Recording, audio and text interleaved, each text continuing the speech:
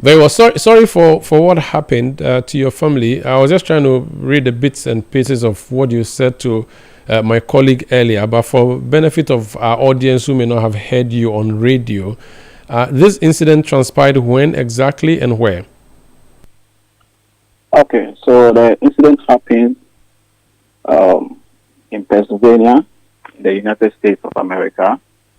We got the news on Sunday, early hours of Sunday morning. My sister called me around 4:30, 5 a.m. and said she's just received a call from Nino's auntie, who is in Maryland, that this is what has happened. And currently, our daughter is in the hospital. So that's when we got the news. But as to the exact day, I cannot say, but I'm sure it will be somewhere early hours of Saturday, because she underwent surgery. So we were able to talk to her, I think, after the surgery. Yeah. Okay, so how is she? Currently, she's still at intensive care receiving treatment. I would say she's a bit out of danger because she received prompt treatment when she got there. The facility also happens to be where she works, so I think she received the best care according to her. So far she's good. I even spoke to her this afternoon. I think the voice is better than yesterday when I spoke to her.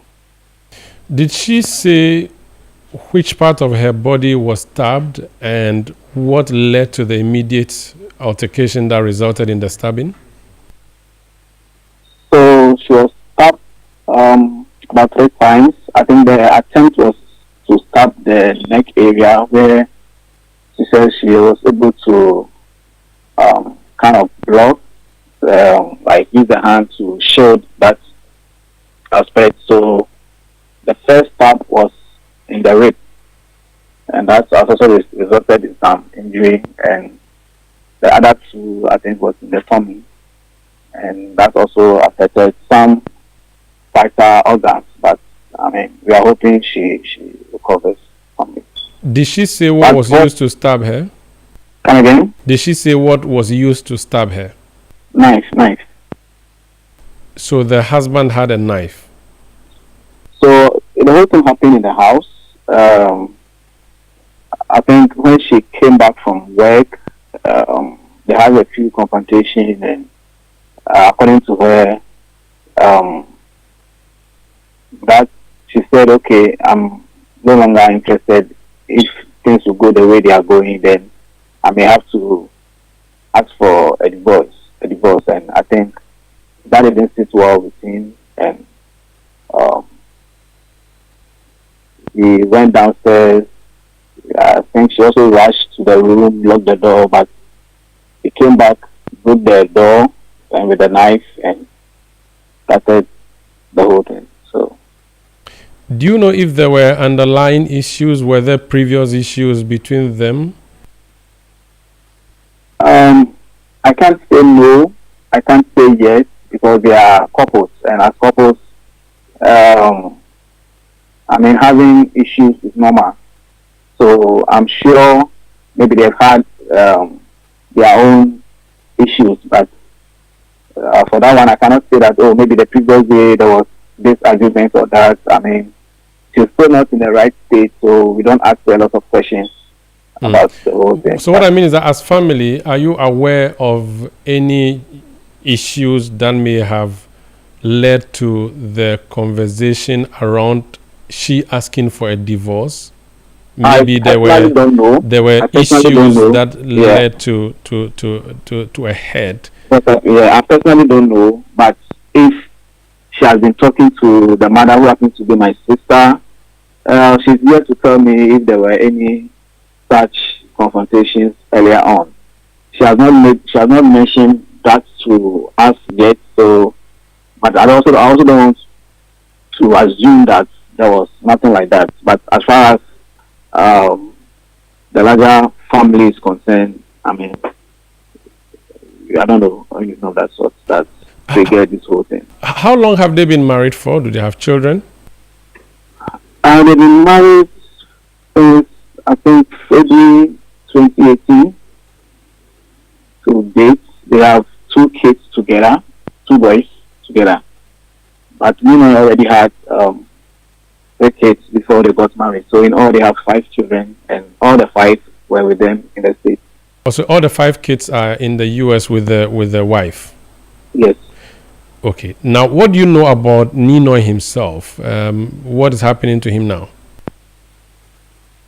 What is happening to him now? What I mean is that, so we are told he was arrested. Was it your niece who reported before he got arrested, or how did he get arrested, and what has been happening so far? So my niece drove by herself to the hospital with the blood and everything, and whatever is happening to her. She managed to drive to the hospital all by herself. So I'm sure the reports we had, Nino turned himself in to the police. So how did the arrest happen? I mean, just want to understand, and whether he has had his day in court. I think I don't know, but what the auntie said, he said he turned himself in. So I don't know how the whole thing, whether he called somebody for advice or not. I can't say. But all that I know is he's currently in the police custody. But the wife is doing well. My cousin was at the hospital yesterday, and he confirmed, oh, she's doing well. So we keep praying day by day for the better. As a family, what is your wish in this particular matter? What are you looking forward to? Yeah, so this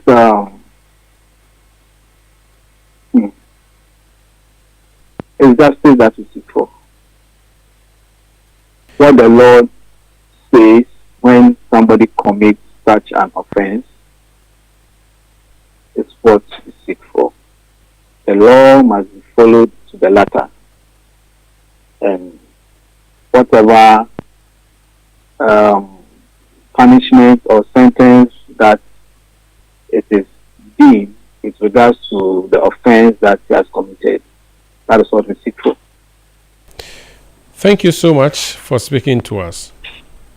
You are welcome, sir. That's David Japanin, his uncle to the wife of former NPP parliamentary candidate for the Korle-Klottey constituency, former chairman as well, Valentino Nortey.